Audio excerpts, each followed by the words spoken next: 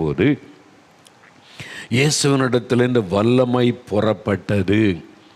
ஒரு பெண் 12 வருஷம் பெரும்பாடு உள்ள ஒரு மகள் 12 வருஷம் வியாதி, எத்தனையோ டாக்டர் போய் சுகமாகலை, சொத்தெல்லாம் விற்று செலவு பண்ணி விடுதலையில் வேதனை வேதனை வேதனை.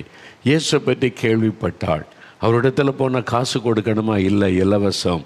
அவர் காசே கேட்க மாட்டாருங்க, யார்கிட்டையும் பணம் கேட்க மாட்டார், யார் போனாலும் இலவசமாக சுகம் கொடுப்பார். அப்படின்ன உடனே இந்த மகள் போய் அந்த வியாதியை சொல்ல வெட்கப்பட்டு அவரை தொட்டால் நான் சுகமாயிருவேன்னு சொல்லி இயேசுடைய வஸ்திரத்தை, அந்த அங்கியை தொட்ட உடனே ஒரு வல்லமை அவளுக்குள்ளே இறங்கிட்டு சுகம் உண்டாயிட்டுன்னு பைபிளில் பார்க்கிறோம். அந்த அற்புதம் எழுதி வைக்கப்பட்டிருக்கிறது. இயேசுவனிடத்திலிருந்து வல்லமை புறப்பட்டது.